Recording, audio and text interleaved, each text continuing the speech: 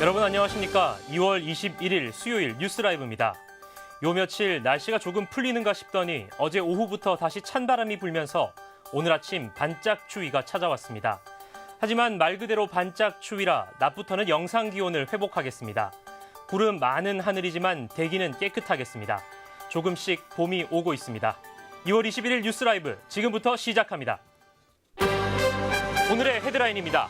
6.13 지방선거가 채 4개월도 남지 않은 가운데 광진구청장 출마 후보의 윤곽이 드러나고 있습니다. 중구에서 지역주택조합 설립 인가를 두고 구청과 조합 측의 공방이 일고 있습니다.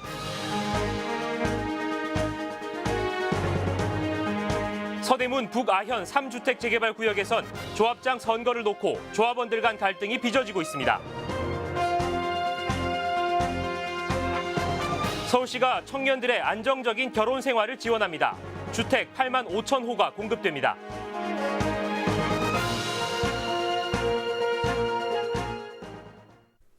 (6월) 지방선거를 앞두고 광진구청장 출마 후보의 윤곽이 조금씩 드러나고 있습니다. 일부 여당 인사들은 출마 선언을 공식화했거나 공식화할 움직임을 보이고 있고 야당에선 새로운 인물을 영입하는 등 본격적인 지방선거 행보에 나서고 있습니다. 보도에 조성협 기자입니다. 더불어민주당 소속 김기동 현 광진구청장은 지방선거 출마를 아직 고민 중인 것으로 알려졌습니다. 김기동 구청장은 지난 1월에 있었던 기자간담회에서 2월 중 출마 여부를 발표하겠다고 했는데 현재까지 아무런 움직임이 없는 상태입니다. 다만 지역 정가에선 김 구청장의 출마를 기정사실로 하고 있습니다. 이런 가운데 지난 19일 서울시의회 운영위원장 출신의 같은 당 김선갑 시의원이 광진구청장 출마를 선언했습니다. 김선갑 시의원은 광진구도 혁신적인 변화와 새로운 리더십이 필요하다며 지난 23년간 광진구에 헌신한 자신이 적임자라고 강조했습니다. 현재 여당에선 박내학 시의원과 문정철 시의원도 조심스레 출마를 준비 중인 것으로 알려졌습니다. 자유한국당 갑지역에선 성동구 부청장과 서울시 농수산식품공사 본부장을 역임한 서강석 씨를 영입한 것으로 확인됐습니다. 서강석 씨는 이달 25일 출판 기념회를 여는 등 본격적인 선거 활동에 나설 전망입니다. 자유한국당 을지역은 정준길 당협위원장이 당에서 제명된 후 마땅한 후보를 찾지 못하고 있는 것으로 전해졌습니다. 바른미래당에선 국민의당 정책위 부위원장 출신의 김갑수 씨가 출마를 준비 중인 것으로 알려졌고 민주평화당에선 이미 지난 2010년 구청장 선거에 도전한 바 있는 임동순 씨가 출마를 검토 중인 것으로 파악됐습니다. 딜라이브 서경기 케이블TV 조성엽입니다. 지역주택조합은 다수의 구성원이 주택을 마련하거나 리모델링을 하기 위해 결성하죠. 불확실성이 있다는 단점이 있지만 대규모 재개발과는 달리 초기 자본금이 적어 내 집 마련의 꿈을 보다 쉽게 이룰 수 있다는 장점이 있습니다. 그런데 한 자치구에서는 이 지역주택조합 설립 인가를 두고 관할 구청과 조합 측의 공방이 한창입니다. 어찌된 일인지 진기훈 기자가 취재했습니다. 오래된 한옥과 낡은 건물들이 즐비한 이곳에 재개발의 움직임이 일기 시작한 건 지난해 1월입니다. 지역주택조합을 통해 이곳에 소규모 아파트 단지를 건설하려는 사업이 준비되고 있던 겁니다. 하지만 관할구청에서 조합 설립 인가를 받지 못해 현재 사업은 시작도 되지 못하고 있습니다. 지역주택조합이란 다수의 구성원이 주택을 마련하거나 리모델링하기 위해 결성한 조합으로 사업을 시작하려면 우선 지역주택조합의 설립 인가 절차를 거쳐야 합니다.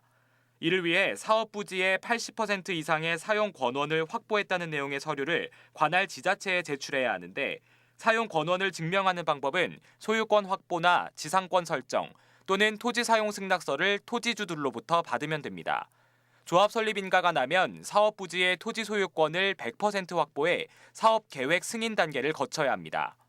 조합 측은 사업 부지 총 46필지 중 40필지의 토지 소유주로부터 매매 계약서와 토지 사용 승낙서를 받았고 이를 구청에 제출했다는 입장. 하지만 구청이 유효 기간이 없는 토지 사용 승낙서를 요구하면서 조합 설립 인가에 문제가 생긴 겁니다. 건축물을 영원히 사용하는데 토지는 일시적으로 사용하겠다는 것은 원천적인 권리 확보가 아니라는 거예요. 예, 토지 사용 기간이 도래되면은 사용 권이 깨어지는 거죠. 그래 되는 것 때문에 조합 설립을 취소를 해야 되는 거죠. 엄청난 그게 피해자가 생기는 거예요. 조합 측은 황당하다는 반응입니다. 기한이 없는 토지 사용 승낙서는 곧 토지 처분과도 같은 의미라는 겁니다. 여기에 사업 계획 승인 단계에서 소유권 100% 확보를 규정하고 있는 만큼 조합 설립 인가 단계에서 이를 문제 삼는 건 과도한 행정적 처사라는 겁니다. 건축물은 무한한데 토지 사용이 유한하다는 당연히 안 되겠죠.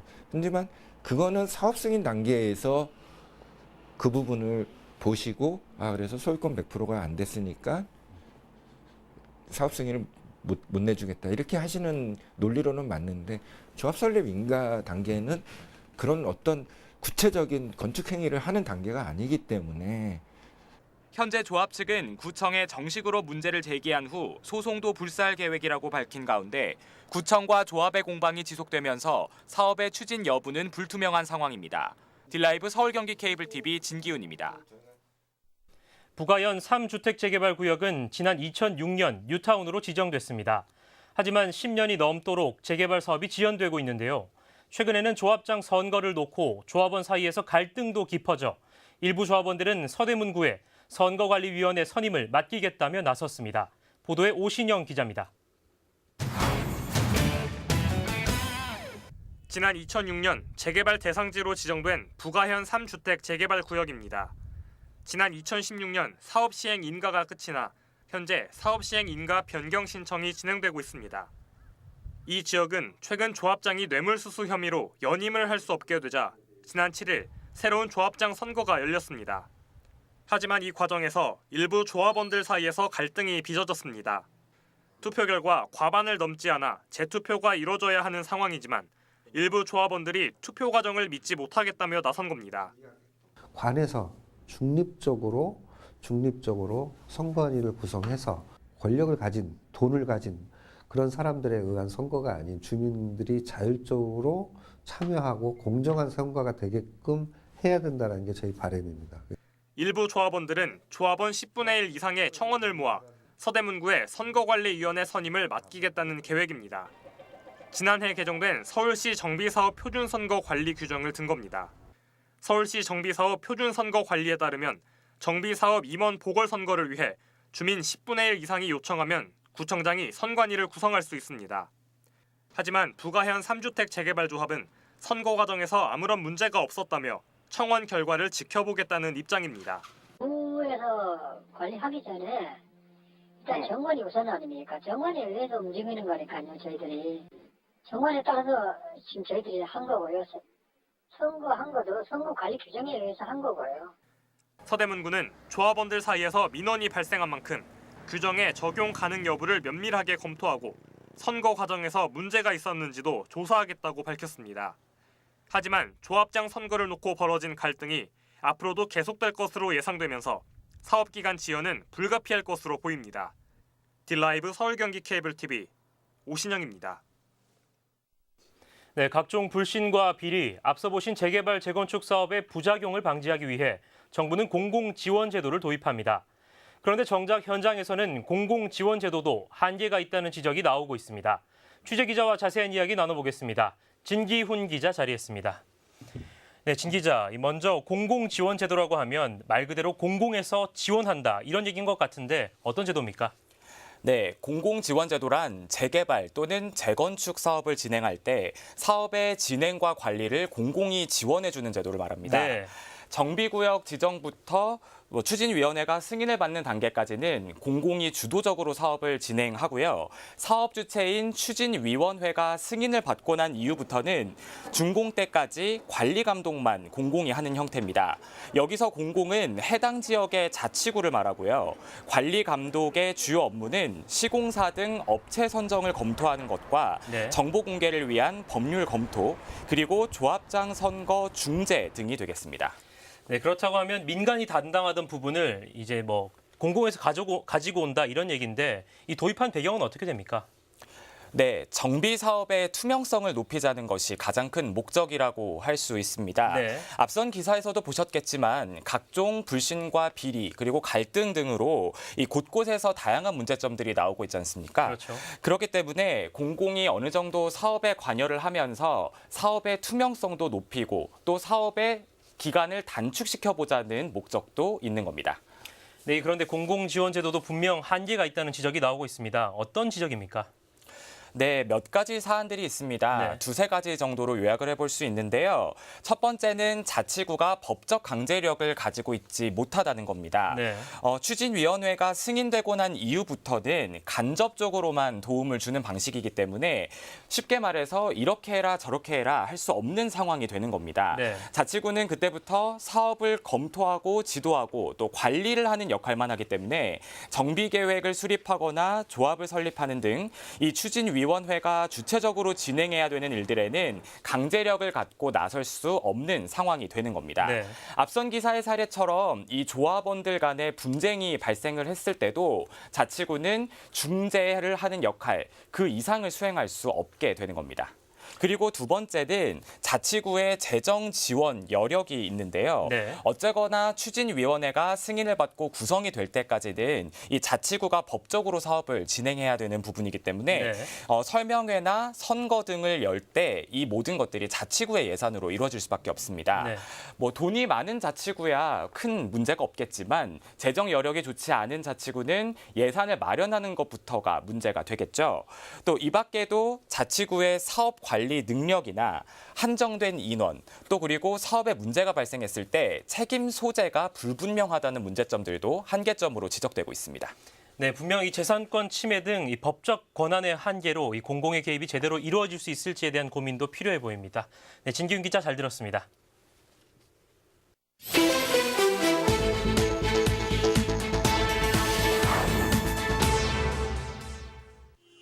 도로에 서 있는 차량에서 희뿌연 연기가 쉴 새 없이 뿜어져 나옵니다. 어제 저녁 6시 15분쯤 광진구 구이동 인근 강병북로를 달리던 승용차에서 원인 미상의 화재가 발생했습니다. 이 불로 인명피해는 없었으며 승용차 내부에서 시작된 불은 차체 일부를 태우고 8분 만에 꺼졌습니다. 건물 옥상에서 불길이 치솟고 소방대원들이 연신 물을 뿌려댑니다.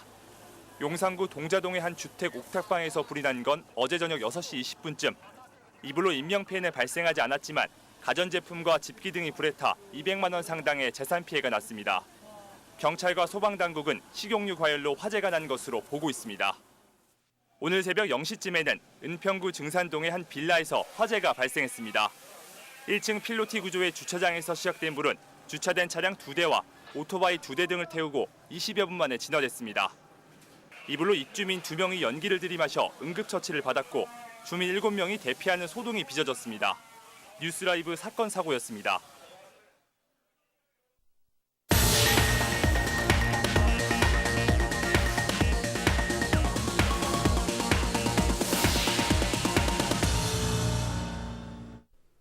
신혼부부들을 위한 주택 8만 5천 호가 공급됩니다. 자녀 보육을 위한 열린 육아방 450여 곳도 조성됩니다. 서울시가 어제 청년들의 안정적인 결혼 생활을 지원하는 정책을 발표했는데요. 박용 기자가 정리했습니다. 신혼부부의 집 문제와 보육 문제 해결. 서울시가 발표한 청년 대책의 큰 골자입니다. 총 예산은 2조 4,465억 원 규모. 우선 매년 17,000가구씩 5년 동안 신혼부부를 위한 총 8만 5천 호를 지원합니다. 서울시의 공공임대주택과 민간의 공공지원주택을 활용합니다. 우리 청년들이 결혼을 망설이거나 포기하는 이유는 딱 두 가지입니다. 바로 주거비 부담과 보육의 어려움입니다. 가구당 최대 2억 원 이내, 연 1.45% 금리로 임차 보증금도 대출해주고 고덕 강일과 구의 자양지구에는 신혼부부 특화 단지도 조성됩니다. 공공보육 양육제도도 시행됩니다. 만 5세 이하 아이를 위한 우리 동네 열린 육아방 450곳과 초등학생 방과 후 돌봄을 위한 우리 동네 키움센터 125곳이 신설됩니다. 이와 함께 국공립 어린이집 확충과 민간 어린이집 누리과정의 차액 보육료도 모두 지원됩니다. 딜라이브 서울 경기 케이블 TV 박용입니다. 지난해 갑작스런 천장 붕괴 사고로 운영이 중단됐던 아리랑 시내센터가 보수공사를 마치고 재개관을 했습니다. 현장에 이혜진 기자가 다녀왔습니다. 마감재가 떨어졌던 무대 천장은 말끔하게 수리됐습니다. 또 정밀 진단 과정에서 추가 붕괴 위험이 지적됐던 조명도 모두 LED 조명으로 교체됐습니다. 사고 이후 한 달 넘게 운영이 중단됐던 성북구 아리랑 시내센터가 보수공사를 마치고 재개관했습니다. 네, 당시 무대 천장 탈락된 부분을 다시 안전하게 보강 수리했고요. 그다음에 기존에 조명이 있는데 그 조명을 LED 조명으로 천장에 이제 완전하게 장착될 수 있는 그런 조명으로 변경했습니다. 아리랑 시내센터는 갑작스런 휴관으로 한 달간 상영하지 못했던 영화들을 연달아 상영할 계획입니다. 먼저 25일까지 애니메이션 벼락치기란 주제로 뽀로로와 터닝맨 카드 등 최신 애니메이션 영화 6편을 연달아 선보입니다. 영화 관람료는 한 편당 5,000원으로 할인된 가격입니다. 또한 독립영화 전용관에선 성적 소수 문화인권연대인 연분홍 치마의 특별전이 마련됩니다. 22일부터 3일간 연분홍 치마가 제작한 독립영화 3편이 상영됩니다.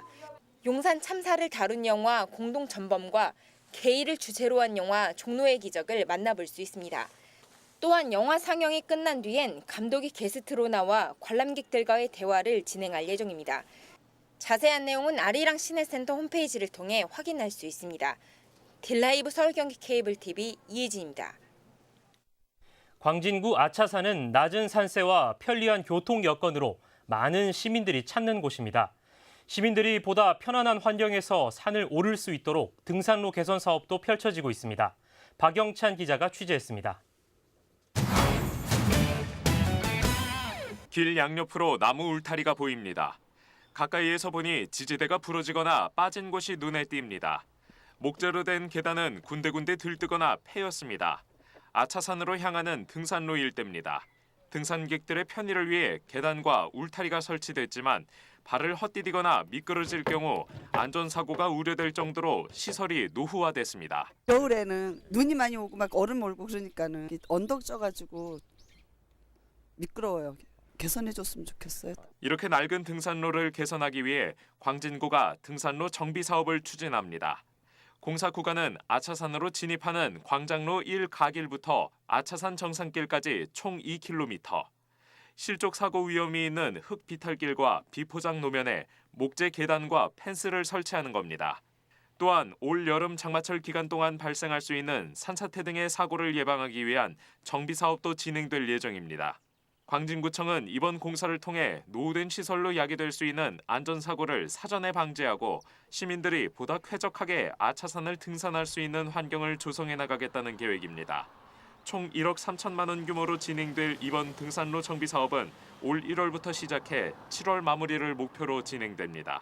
딜라이브 서울경기 케이블TV 박영찬입니다. 다음 달부터 서울 외곽순환고속도로 북부 구간의 통행료가 인하될 전망입니다. 인하되는 폭은 1,500~600원 선인데 개통된 지 11년 만입니다. 자세한 내용을 박용 기자가 전해드립니다. 일산부터 퇴계원까지 민자 구간인 서울 외곽순환고속도로의 통행료가 다음 달부터 내려갈 전망입니다. 4,800원인 현재 통행료가 약 30에서 35% 인하돼 3,100원에서 3,300원 선으로 책정됩니다.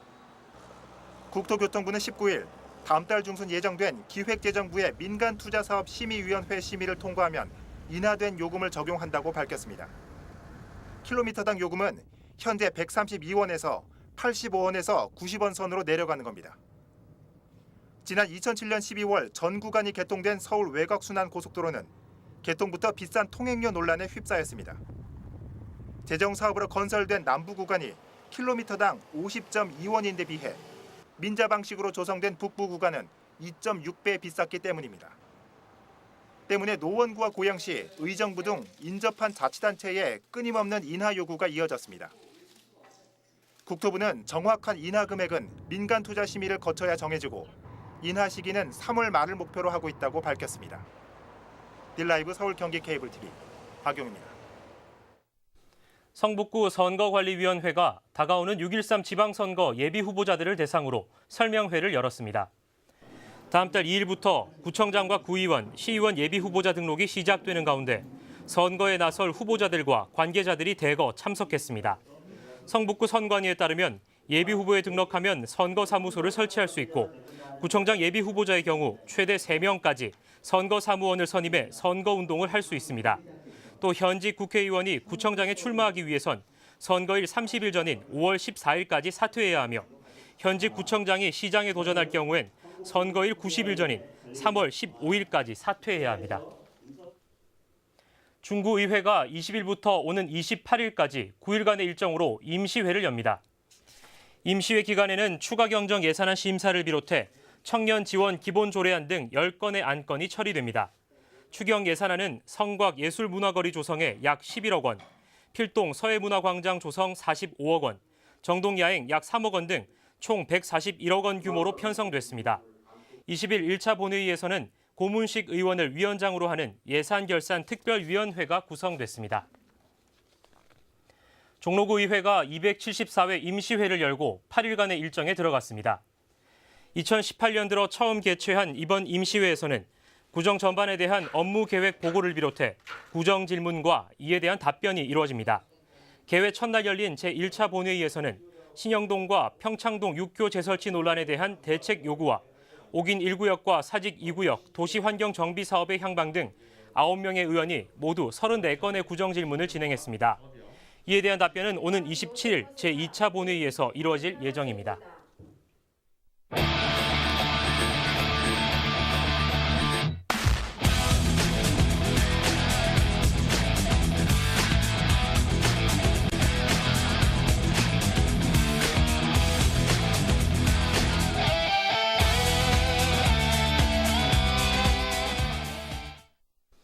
(1974년 8월 15일) 1호선이 개통된 이후 지하철은 시민들의 발 노릇을 톡톡히 하고 있습니다.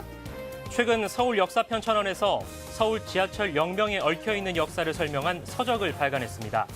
뽕나무를 길렀던 곳으로 이름 붙여진 잠실과 잠원, 소금 창고가 있던 염창 등 무심히 지나쳤던 지하철역이지만 그 이름 안에는 대한민국의 어제와 오늘을 엿볼 수 있는 키워드가 담겨 있습니다.